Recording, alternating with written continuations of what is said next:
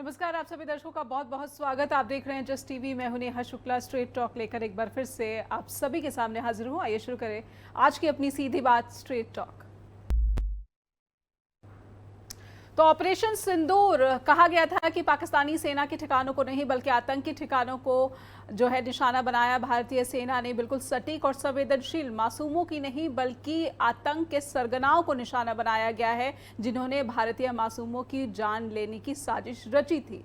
लेकिन उसके एक दिन के बाद भारत सरकार का कहना है कि ऑपरेशन सिंदूर जारी है और इसी के बीच पाकिस्तान की तरफ से भी ये कंफर्मेशन हो चुकी है कि लाहौर में पाकिस्तानी सेना का जो एयर डिफेंस सिस्टम है उसे तबाह किया गया है और जो भारत की तरफ से ड्रोन उसके एयर स्पेस में घुस आए थे उसको भी जो है मार गिराया है पाकिस्तानी सेना ने। ये क्लेम किया, हालांकि जो क्लेम इंडियन आर्मी कर रही है कि उसने पाकिस्तान के एयर डिफेंस सिस्टम को तबाह किया है, क्योंकि पाकिस्तान की तरफ से भारत के 15 शहरों को रात के अंधेरे में निशाना बनाए जाने की साजिश रची गई थी, जिसे भारतीय सेना ने कुशलता से जो है असफल कर दिया, विफल कर दिया।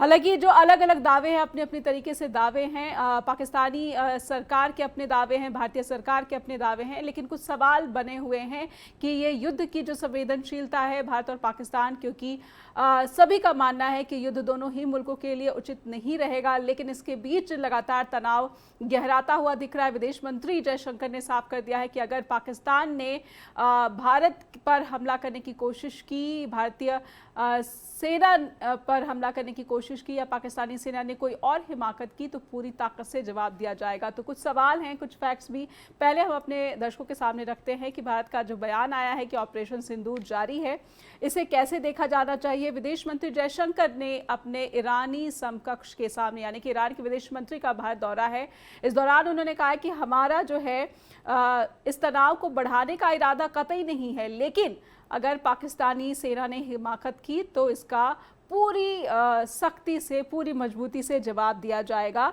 और दूसरी तरफ अगर देखा जाए कि सीमा पर क्या स्थिति है, सीमा पर यह स्थिति है कि LOC पर लगातार पाकिस्तानी फायरिंग हो रही है, जिसमें भारत के विदेश मंत्रालय की तरफ से भी जानकारी सामने आई है कि अब तक 13 जो नागरिक है वो मारे जा चुके हैं। हालांकि कई मीडिया रिपोर्ट्स में कहा जा रहा है कि जो मरने वालों की संख्या है भारतीय सीमा के इस तरफ की, वो 15 नागरिकों से अधिक तक पहुंच गई है और लगभग 40 से अधिक लोग इसमें घायल बताए गए हैं।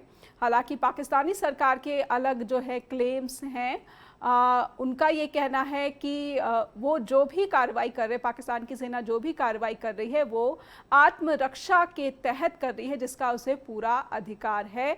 चीन का एक अहम बयान सामने आया है। चीन अब भी ये कह रहा है कि दोनों देशों को जो है इस तनाव को बढ़ने से रोकने की कोशिश करनी चाहिए और कहीं ना कहीं अंतर्राष्ट्रीय मीडिया में ये खबर लगातार चल रही है कि पाकिस्तान की तरफ से रिटेलिएशन नहीं है, लेकिन भारतीय सरकार का दावा है कि पाकिस्तानी सेना ने भारत के 15 शहरों, जो कि उत्तर भारत में स्थित है, उसे निशाना बनाने की कोशिश की थी रात के अंधेरे में, लेकिन भारतीय सेना ने जो पूरी मुस्तैदी से उसके एयर डिफेंस सिस्टम को लाहौर में जो है वो बर्बाद कर दिया। और इसके बाद से पाकिस्तान में कराची और लाहौर दोनों ही जगहों पर और कई अन्य शहरों को भी हाई अलर्ट पर रखा गया है, एयरपोर्ट्स बंद कर दिए गए। हमारे साथ वरिष्ठ पत्रकार जुड़े राजीव मंडल और थोड़ी देर में जुड़ेंगे डॉक्टर DK गिरी, विदेशी मामलों के जानकार। राजीव जी, बहुत बहुत स्वागत करती हूँ मैं आपका स्ट्रेट टॉक में। आपने भी लगातार जो डेवलपमेंट्स है उस पर नज़र बनाए हुए हैं, आप भी। सबसे पहले तो स्वागत करती हूँ और इसके साथ ही मैं समझना चाहती हूँ कि भारत और पाकिस्तान दोनों देशों के बीच ये जो तनाव चल रहा है एक दिन के बाद, अगर ऑपरेशन सिंदूर, कल इसकी जानकारी सामने आई थी और अब ये जानकारी सामने आई है कि this is still going on, तो आतंकी ठिकाने, 9 आतंकी ठिकानों को निशाना बनाया गया है। लेकिन अब भारत की सरकार या फिर भारतीय सेना के क्या इरादे देख रहे हैं आप? विदेश मंत्रालय की तरफ से बयान, विदेश मंत्री की तरफ से बयान, रक्षा मंत्री की तरफ से बयान, प्रधानमंत्री ने लगभग सभी डिपार्टमेंट्स के जो सेक्रेटरीज हैं उनके साथ अहम बैठक की है। ये सारी गतिविधियां क्या बता रही हैं? जी शुक्रिया नेहा जी।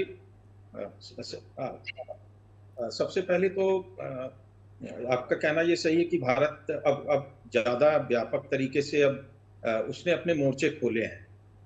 रक्षा मंत्री का सामने आना, जयशंकर विदेश मंत्री का सामने आना, खुद मोदी पूरे मामले को हैंडल कर रहे हैं, देख रहे हैं, समझ रहे हैं एनएसए डोभाल के साथ। तो जी चीजें अब खुलती जा रही हैं।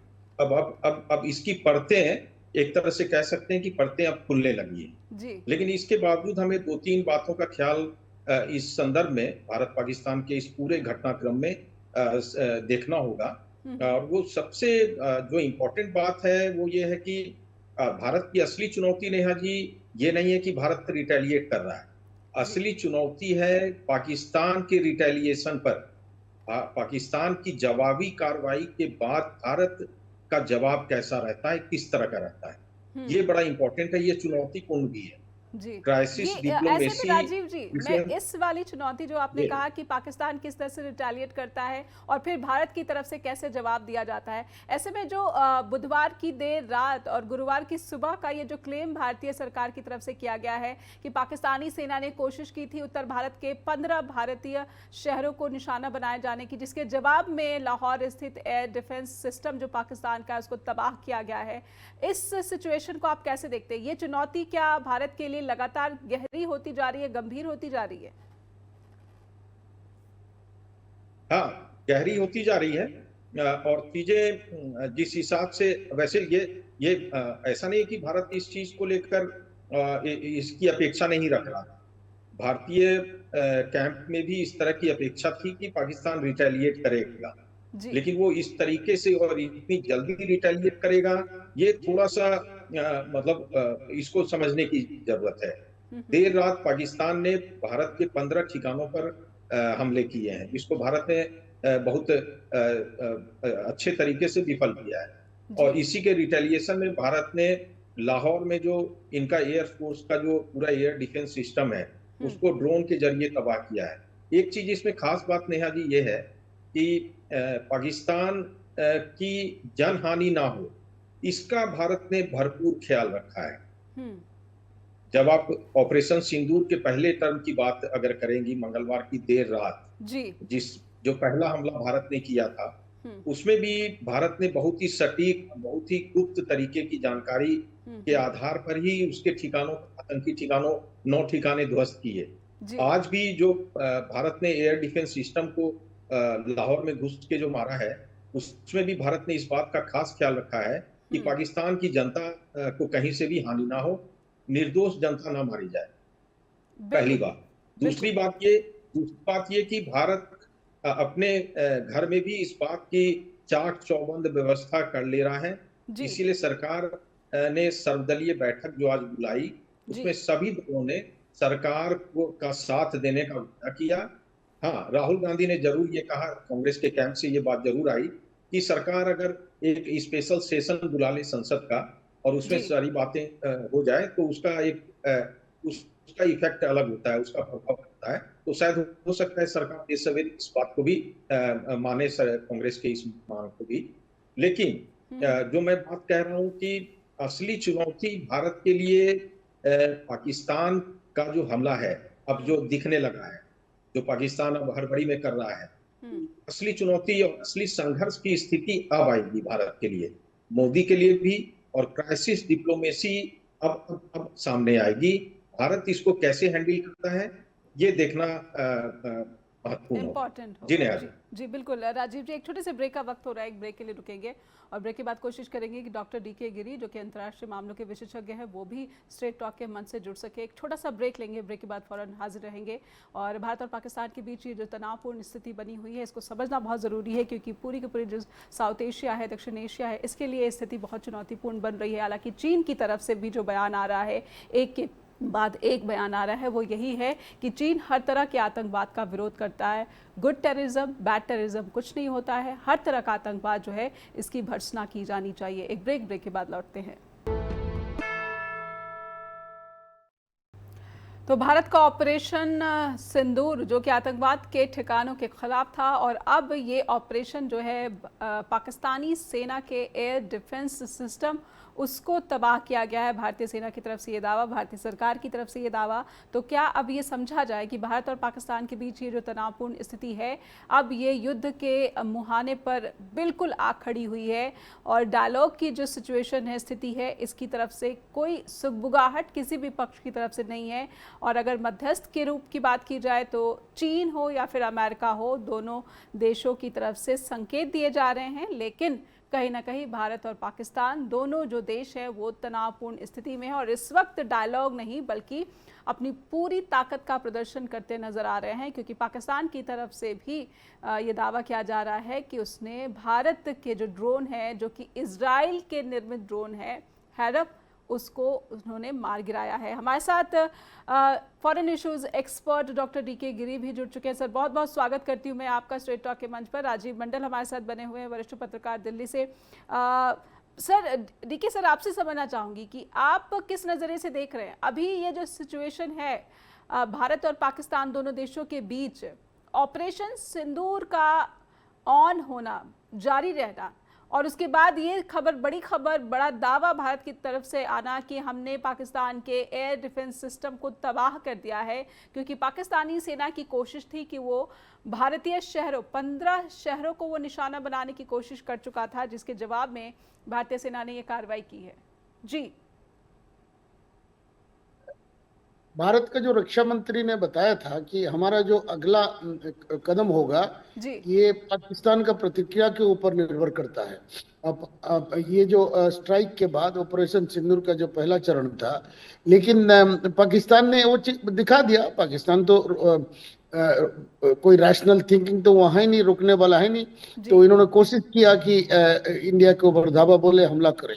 तो उसके जवाबी में जो आप कह रहे हैं कि एयर डिफेंस सिस्टम को अगर ध्वस्त कर दिया इंडिया ने, तो एक तरह से जंग शुरू हो गया। जब पाकिस्तान को एहसास होगा कि हम इसको सस्टेन नहीं कर पाएंगे लड़ाई को, तब जाके वो डायलॉग में आएंगे कि हम मीडिएशन पे आएंगे। तो पाकिस्तान में ना लॉजिक, ना कोई चर्चा या कोई बहस का गुंजाइश है। अनफॉर्चुनेटली वो ताकत का ही भाषा, प्रहार का ही भाषा वो समझते हैं, जो अभी इंडिया फिलहाल उन्हें दे रहा है। तो ये डायलॉग तभी होगा जब एक पार्टी समझ जाता है कि भाई इसको हम नहीं आगे ले जा सकते हैं। तो इसी कागार पे ये तनाव खड़ा है अभी, कि पाकिस्तान को ये एहसास दिलाना है कि तुम ये लड़ाई में तुम्हारा ही नुकसान होने वाला है। ऑलरेडी पाकिस्तान को जो एज ए कंट्री, हम लोग पॉलिटिकल साइंस में उसको एक फेल्ड स्टेट बोलते हैं। इट्स ए फेल्ड स्टेट, क्योंकि उनका लीडरशिप का कोई क्लैरिटी नहीं है, और उनका जो डेमोक्रेसी चल रहा है ये एक फसाड है एक तरह से। कारण मिलिट्री इसको रिमोट में चलाता है। जो सबसे लोकप्रिय उनका नेता थे और अभी भी लोकप्रिय हैं, उनको जेल में डाल दिया, और एक पपेट को एक बैठा रखे हैं। तो उसमें ये भी उनका जो भाई थे, उनका फॉर्मर शैडो हैं। तो ऐसे चलना नहीं है। तो पाकिस्तान को ये एहसास होना है कि ना बाहर से मदद मिलना है आतंकवाद के लिए, ना हम इंडिया से लड़ाई में हम इनको संभाल पाएंगे। ये जब तक एहसास नहीं होगा, पाकिस्तान तुरंत कॉम्प्रोमाइज कर जाएगा। लेकिन वहां तक पाकिस्तान को ले जाना है जहां की ये स्थिति में पहुंचे, और पाकिस्तान का यही स्टेट। जी बिल्कुल डॉक्टर गिरी, क्या आप ये कहना चाह रहे हैं कि ये भारत की स्ट्रैटेजी दिखती है कि पाकिस्तान को किस सिचुएशन में ले जाना है, और उसके बाद जो है अपनी शर्तें उससे मनवाई जाए? भारत का तो स्ट्रैटेजी ये होना चाहिए, जो एक लड़ाई का भी एक मिलिट्री एक्शन का भी एक पर्पस होता है, और ये उद्देश्य जो है, ये उद्देश्य ये होना चाहिए कि हम आतंकवाद को हम बर्दाश्त और नहीं करेंगे। तुम कश्मीर का मुद्दा उठाते हो, उसमें बहस हो सकती है, उसमें चर्चा होगा। और हम तो दावा करते हैं कि पीओके जो है भारत का एक हिस्सा है। ये एक इंटीग्रेशन, संपूर्ण इंटीग्रेशन है, ये कंप्लीट होना चाहिए। एक ऐतिहासिक, हमारे तरफ से एक जेनरोसिटी कहिए नेहरू जी की, या गलती कहिए, वो हो चुका है, लेकिन हम उसको हम ठीक करना चाह रहे हैं। जो अन्याय हुआ है कश्मीरियों के साथ, इनको दो टुकड़ों में जो बांट दिया है, और जो पूरा कश्मीर हमारे साथ आना चाहिए, जो पाकिस्तान ने उसको छीन लिया, और नेहरू का जो उदारता से वो अभी भी उनके हाथ में है। तो ये आना चाहिए। खैर वाला मुद्दा है, जो मौजूदा स्थिति है इसमें मेरा ये कहना है कि पाकिस्तान को हमारा रणनीति ये होना चाहिए कि पाकिस्तान खुलेआम से कहे कि भाई आगे हमारे यहाँ कोई भी टेररिस्ट एक्टिविटी नहीं होगा, और हमें उनसे कोई प्रूफ देने की जरूरत नहीं है, क्योंकि ये पूरा दुनिया जानता है। ओसामा बिन लादेन से लेके, मसूद अजहर से लेके, और जनरल मुशर्रफ का उनका स्टेटमेंट, भुट्टो का स्टेटमेंट जो अभी फॉरेन मिनिस्टर बने हैं, उससे आगे नवाज शरीफ का स्टेटमेंट, ये सब स्वीकार कर चुके हैं कि पाकिस्तान में आतंकवाद का कारखाना चलता है। तो ये आखिरी आर पार का एक पाकिस्तान के साथ हम लोगों का एक मैं वार तो नहीं कहूंगा, लेकिन एक हमारे तरफ से कदम होना चाहिए जिसमें पाकिस्तान खुलेआम स्वीकार करे कि आतंकवाद एक मेथड नहीं हो सकता अपना कोई डिफरेंस को, डिस्प्यूट को सुलझाने का। जी बिल्कुल बिल्कुल। आपने भारत के जो इरादे हैं उसके बारे में हमारे दर्शकों तक जानकारी पाई। राजीव जी, क्या ये कहा जाए इस वक्त कि भारत एक स्ट्रैटेजी को फॉलो करता हुआ दिख रहा है, जैसा कि डॉक्टर डीके गिरी साफ कह रहे हैं कि वो आतंकवाद के खिलाफ पूरा जो है एक निर्णायक लड़ाई के मोड में दिख रहा है। राजीव जी, क्या आप भी कह रहे हैं, या फिर अभी भी डायलॉग की गुंजाइश आप देख पा रहे हैं? इन सभी गतिविधियों के बीच में, इन सभी डेवलपमेंट्स के बीच में आप डायलॉग की गुंजाइश कितनी देख पा रहे हैं? डायलॉग की गुंजाइश है। गिरी जी जो कह रहे हैं उसमें तो सच्चाई तो है, और वो सच के नजदीक भी है, लेकिन ये सब कुछ डिपेंड करेगा कि पाकिस्तान की हुक्मरान और पाकिस्तान की जो सेना है वो कितनी समझदारी दिखाती है, किस तरह की समझदारी दिखाती है। अपना सब कुछ गवा कर अगर वो डायलॉग के मेज पर आती है, बातचीत के मेज पर आती है, समझ की स्थिति में आती है, तब बहुत देर हो चुकी। इस बात को पाकिस्तान की सेना और पाकिस्तान की सरकार दोनों को समझना बेहद जरूरी है, पहली बात। दूसरी बात ये कि जैसा कि गिरी जी कह रहे थे, बातचीत पे आएगा, पाकिस्तान आएगा, लेकिन भारत अभी 2-3 मोर्चों भारत लड़ाई है, वो सिर्फ पाकिस्तान से नहीं लड़ रहा है, वो चाइना से भी लड़ रहा है। और रक्षा मंत्री का सामने आना, प्रेस कॉन्फ्रेंस करके ये बताना कि हमने चीनी एयर डिफेंस सिस्टम जो है चीन ने दिया था पाकिस्तान को, उसको हमने बर्बाद कर दिया है, नस्ते नाबूद किया है। तो ये चाइना को भी साफ तौर पर संदेश है कि वो चाइना जो पाकिस्तान के कंधे पर हाथ रखे हुए आतंकवाद को लेकर, उसके सारे काले कारनामों को लेकर, तो वो भी इस बारे में विचार करे और समझदारी दिखाए कि वो पाकिस्तान को ज्यादा ना तो भरोसा करे और ना पाकिस्तान को बहुत ज्यादा मदद करे। ये चीजें एक तरह से भारत ने बतलाई भी और जतलाई भी है। जी नहीं, जी बिल्कुल। यानी कि आपका भी ये पूरा मानना है कि भारत कहीं ना कहीं किसी स्ट्रैटेजी को फॉलो करता हुआ दिख रहा है। अगर हम तमाम घटनाक्रमों को जो है एक के साथ जोड़ते हैं, दूसरे के साथ जोड़ते हैं, तो ये स्थिति निकल कर आती है कि भारत की तरफ से पूरी स्ट्रैटेजी के साथ पूरी एक संयमित ऑपरेशन, क्योंकि रक्षा मंत्री ने भी कहा कि ये पूरा ही अकल्पनीय और एक संयमित ऑपरेशन को अंजाम दिया गया है। हालांकि अगर पाकिस्तानी सेना ने फिर से रिटेलिएट करने की कोशिश की तो पूरी ताकत के साथ जवाब दिया जाएगा। एक छोटा सा ब्रेक यहाँ पर और लेते हैं, और हमारे साथ लगातार जुड़े रहिए। ब्रेक के बाद लौटेंगे। हमारे साथ डॉक्टर डीके गिरी, फॉरेन इश्यूज एक्सपर्ट, और राजीव मंडल, वरिष्ठ पत्रकार, लगातार जुड़े हुए हैं। ब्रेक के बाद लौटेंगे। फिर से स्वागत है स्ट्रेट टॉक में। हम बात कर रहे हैं भारत और पाकिस्तान के बीच जंग के हालात बने हुए हैं, और एक क्लेम ये भी आ रहा है पाकिस्तान की तरफ से कि भारत के 35 से 40 जो जवान हैं उसने मार गिराए हैं। हालांकि भारतीय अधिकारियों की तरफ से या फिर सेना की तरफ से इस की कोई जानकारी सामने नहीं है। प्रोफेसर गिरी हमारे साथ जुड़े। प्रोफेसर गिरी, तमाम स्टेक्स जो इंटरनेशनल स्टेक्स, चाहे भारत में हो चाहे पाकिस्तान में चाइनीज स्टेक्स हो, ये सभी के होने के बावजूद दोनों देश जो है युद्ध में ऐसा लग रहा है कि वो जूझ चुके हैं, और इससे इनकार नहीं किया जा सकता, क्योंकि एक सेना कह रही कि उसने दूसरे देश के, दुश्मन देश के जो है जवानों को मार गिराया, दूसरी सेना कह रही कि उसने दुश्मन देश के जो है पूरे एयर डिफेंस सिस्टम को तबाह कर दिया है। तो युद्ध की शुरुआत हो गई है, लेकिन उन इंटरनेशनल स्टेक्स का क्या? अमेरिकी स्टेक्स का क्या, चाइनीज स्टेक्स का क्या, क्या उनकी इन्वॉल्वमेंट होगी और बहुत जल्द होगी? डीके गिरी। ये आपने बड़ा टाइमली एंड अप्रोप्रिएट, मतलब मुझे जो उम्दा सवाल प्रश्न पूछा आपने। जी ये मंडल साहब ने भी इसका जिक्र किया था कि चाइना को भी समझना चाहिए और पाकिस्तानी सेना को भी समझना चाहिए। जी हाँ जी, ये जरूरी है और सब जितने भी स्टेक होल्डर हैं उनका भी जोखिम समझना चाहिए हमको। पाकिस्तानी सेना का मैं संक्षेप में कहूँ, ये लोग सेना से ज्यादा व्यापारी हैं। पाकिस्तानी सेना व्यापारी कर रहा है, आतंक के नाम पे अफगानिस्तान पे किया, तालिबान के नाम पे, और ये मुस्लिम कंट्री के साथ कश्मीर के नाम पे पैसा लेना और उसी पैसा से अपना उपभोग करना, एंजॉय करना, ये पाकिस्तानी आर्मी का फितरत रहा है। जी तो इसीलिए ये लड़ने वाला नहीं है। इंडियन आर्मी जैसे जो जुनून से, शिद्दत से, कुर्बानी से लड़ते हैं, पाकिस्तानी सेना नहीं लड़ता है। देखा जहां हारने वाले हैं, मरने वाले हैं, पीछे हट जाएंगे और भाग जाएंगे, ठीक है, और सरेंडर करने के लिए भी आएंगे। ये है पाकिस्तानी सेना। चाइना भी जो है, चाइना का जो काफी ताकत है, ये देखिए उनका इकोनॉमी ताकत है। अभी भी मिलिट्री में यूएसए से काफी पीछे है, और चाइना भी एक व्यापारी देश है, वो अपना इकोनॉमी बढ़ाया, उसको भी बचा के रखना चाह रहा है। तो चाइना तो डायरेक्टली इन्वॉल्व नहीं होगा।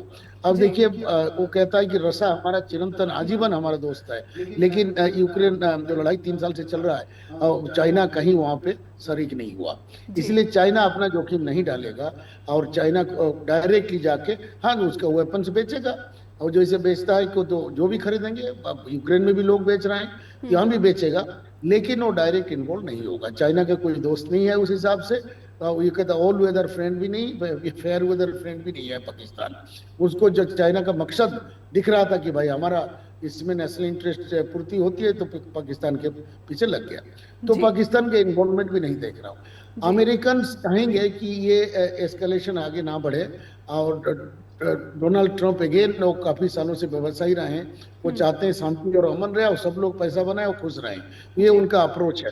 वो भी यूक्रेन में लड़ाई रोकने का कोशिश कर रहे हैं। इजराइल का इशू दूसरा है, स्पेशल है, इसलिए वो इजराइल को सपोर्ट कर रहे हैं। लेकिन इंडिया पाकिस्तान की भी लड़ाई वो नहीं चाहेंगे, क्योंकि इंडियन मार्केट की लड़ाई से चाहे पाकिस्तान का नुकसान हो, हमारा भी वो मार्केट बढ़ रहा है। तो वो नहीं चाहेंगे कि जो एक कंट्री जो लड़ाई में लिप्त हो उसमें लोग इन्वेस्टमेंट करें। और अमेरिका चाह रहा है कि चाइना का एक विकल्प बनाया जाए मार्केट इंडिया को, और चाइना भी काफी इन्वेस्टमेंट है इंडिया में, और इंडिया के साथ हमारा वाणिज्य, हमारा बॉर्डर टेंशन होने के बावजूद भी हमारा जो ट्रेड का वॉल्यूम काफी हाई है चाइना के साथ। अब अभी जो टैरिफ हुआ और जो टेंशन पाकिस्तान, अमेरिका और चाइना के बीच में चल रहा है, तो चाइना भी भारत की तरफ झुक रहा है और अमेरिका भी भारत की तरफ झुक रहा है, क्योंकि जो मार्केट का हमारा साइज, आकार है, वो बहुत बड़ा है, चाइना से भी हम बड़े हैं। तो इसीलिए जो इकोनॉमी को देखते हैं, लड़ाई में अपना नहीं शिरकत लेंगे। तो इसीलिए इनका इन्वॉल्वमेंट मुझे नहीं दिख रहा है। हमको सोचना नहीं चाहिए, हमें अपना ऑब्जेक्टिव्स को पूरा करना चाहिए। अब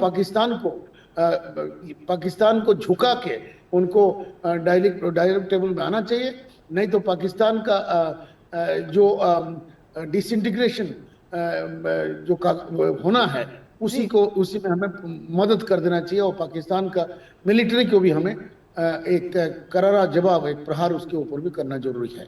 और ये हमारा लड़ाई है, और ये लिमिटेड होना चाहिए, लंबा बिल्कुल नहीं खींचना चाहिए, कोई नहीं चाहेगा, वो खींचेगा भी नहीं।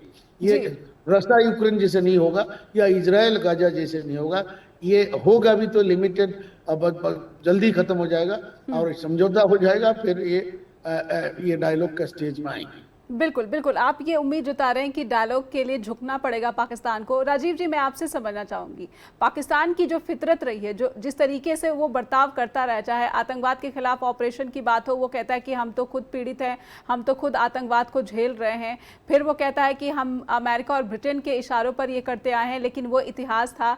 अब पाकिस्तान की फितरत और एलओसी पर जिस तरीके से फायरिंग हो रही है, 15 से अधिक जो सिविलियंस भारत की तरफ से मारे गए हैं, क्या आपको लगता है कि पाकिस्तान झुकेगा?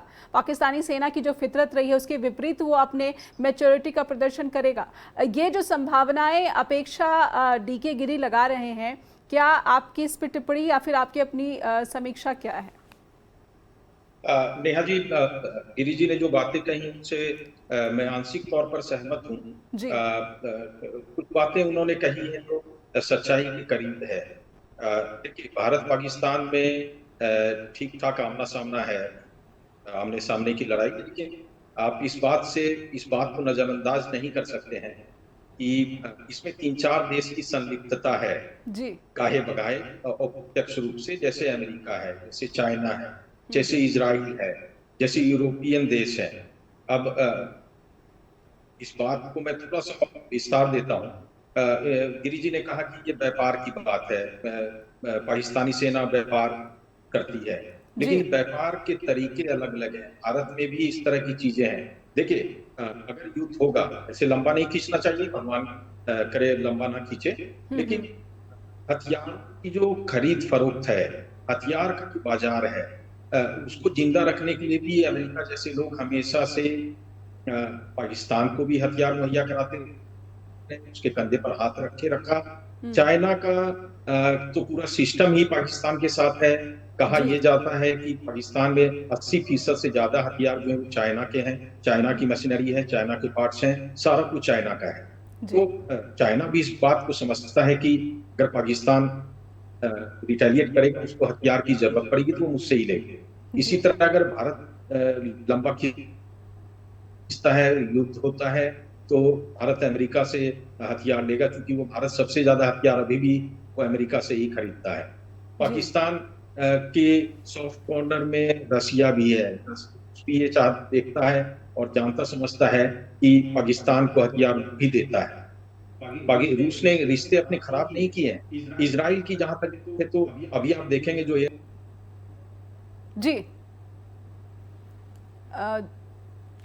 राजीव जी, अगर आप सुन पा रहे हैं, एक छोटे से ब्रेक के लिए रुकेंगे। लगता है राजीव जी का संपर्क हमसे कट रहा है। एक ब्रेक ले लेते हैं, ब्रेक के बाद लौटेंगे। हमारे साथ प्रोफेसर डॉक्टर डी.के. गिरी और राजीव मंडल बने हुए हैं। लौटेंगे ब्रेक के बाद।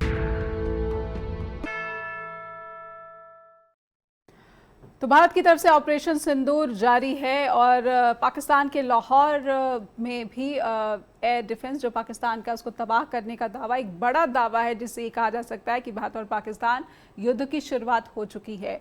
और अगर ये स्थिति और गंभीर होती है तो दोनों देश किसका पलड़ा भारी, ये दुनिया को पता है। लेकिन क्या भारत भी किसी तरह के प्रॉक्सी वॉर में अब फंसता हुआ दिख रहा है, या फिर भारत पूरी तरह से जो है संप्रभु देश के रूप में अपने रक्षा के अधिकार का इस्तेमाल कर रहा है? पाकिस्तान का भी ये दावा है कि वो अपनी रक्षा के अधिकार का इस्तेमाल कर रहा है, लेकिन इस बीच डी.के. गिरी, बगलिहार डैम, उसके गेट खोल दिए गए हैं आज। तो क्या एक तरह से आर्मी का एक्शन, रिटेलिएशन ये दिख रहा है? दूसरी तरफ से सिंधु वाटर ट्रीटी जिसको सस्पेंड कर दिया गया था, रोक दिया गया था, अब फाटक खोल दिया जाना, इसे किस तरह से देख रहे हैं? क्या भारत बैलेंसिंग एक्ट भी कर रहा है साथ साथ में? भारत का तो ये नीति रहा है, एक बैलेंसिंग ये करना, ये भारत का कल्चर भी है जी। कि कहीं एक्सट्रीम में हम लोग नहीं जाते हैं जी।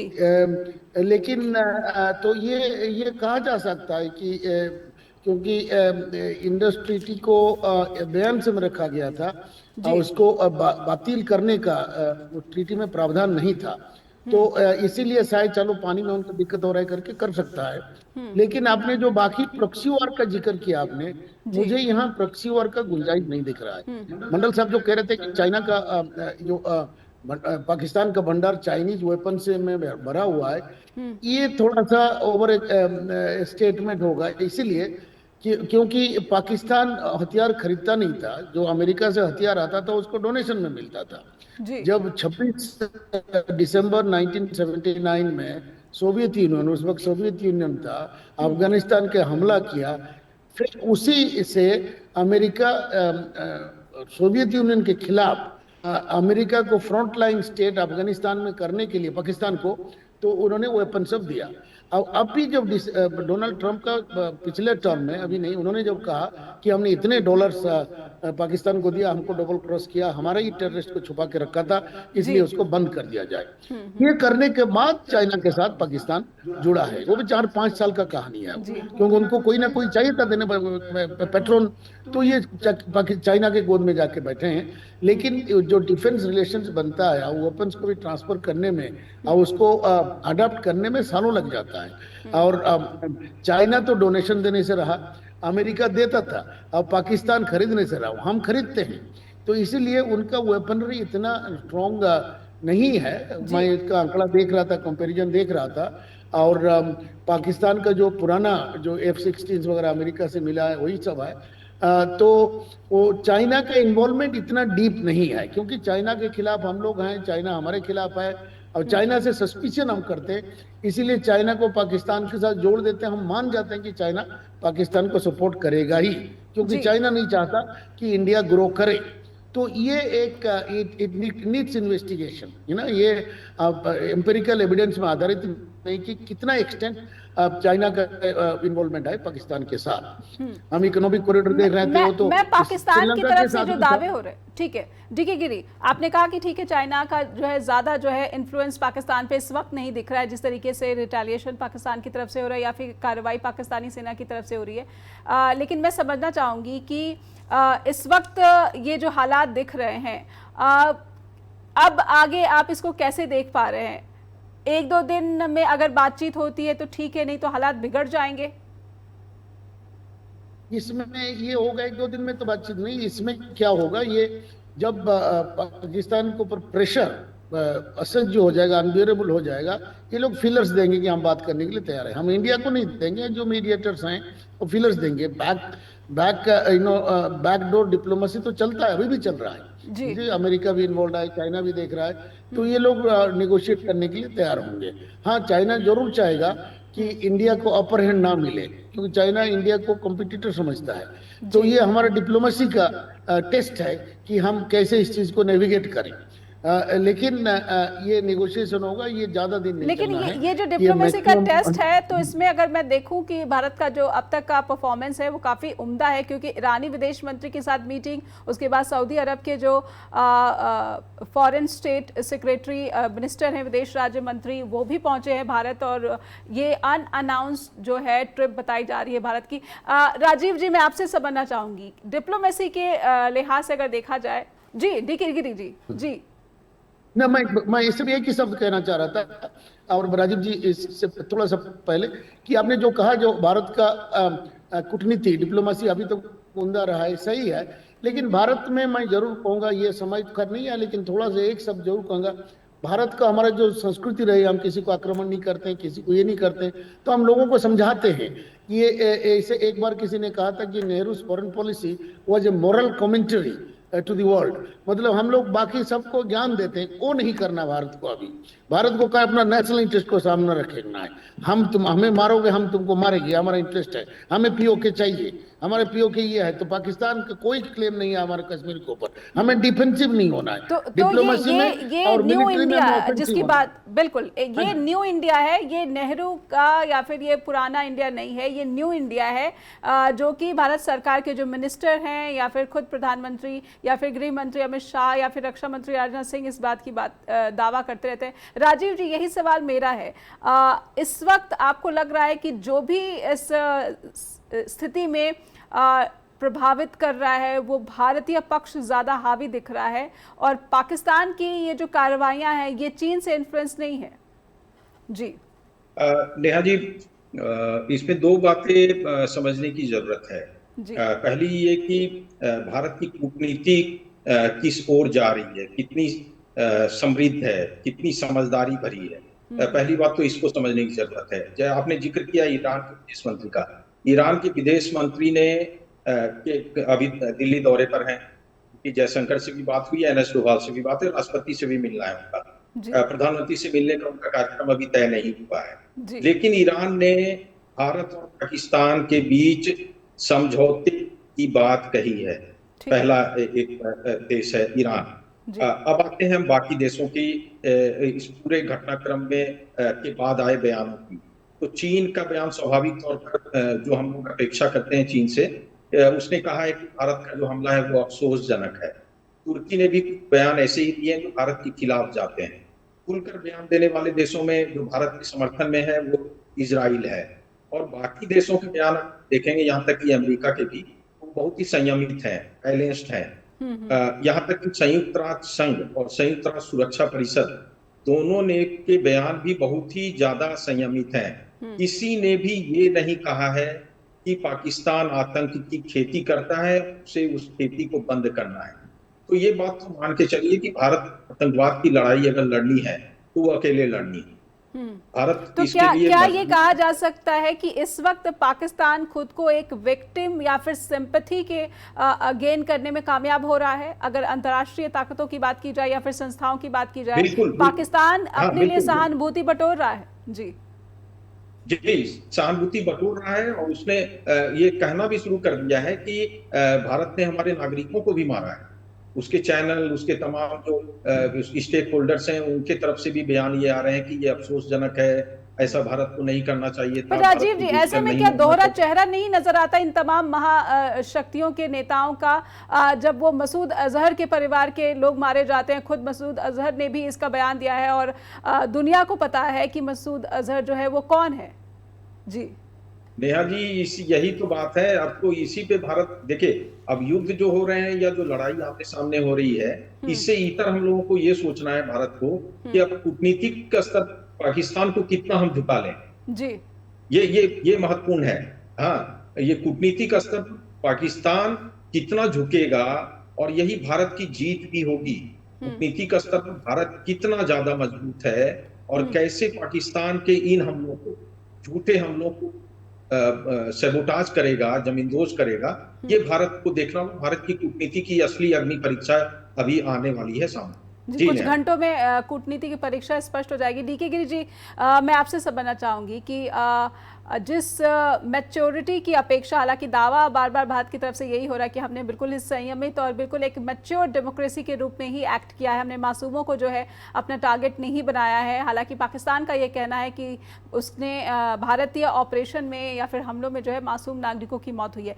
कूटनीति के रूप से आपको क्या लगता है कि अमेरिका पहल कर सकता है? हालांकि ट्रंप का मैं एक बयान यहाँ पर जरूर कोट करना चाहूंगी कि वो जो है अगर मदद की जरूरत होगी तो मदद के लिए तैयार है। जी,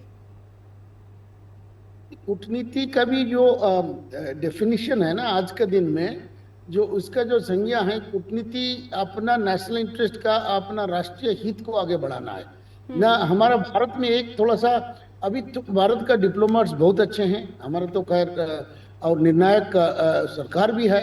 डिप्लोमेट्स को जैसे डायरेक्शन मिलेगा वैसे करेंगे, लेकिन इत्तेफाक से डिप्लोमेट्स और मंत्री बन गए हैं तो अलग बात है। लेकिन कहने का ये है कि हमें थोड़ा शिफ्ट करना है माँ बाप अप्रोच को। हम लोग तो समझाने लगते हैं लोगों को, वो नहीं, हम अपना नेशनल इंटरेस्ट की बात करें हमेशा। डिप्लोमेसी का ये पर्पस होता है कि how do protect your national interest. हमारे जो विदेश मंत्री करते ही हैं, वो जो सोवियत यूनियन को सपोर्ट किया कि वहां से हम लोग जो तेल खरीदते रहे, तो उन्होंने कहा I love to look at my national interest. ये हर जगह होना चाहिए, ठीक है जी। और ये आप कहना कि कोई हमें सपोर्ट करेगा डिप्लोमेसी से, ये संभव नहीं है साहब। सब अपना अपना इंटरेस्ट को ही देखते हैं।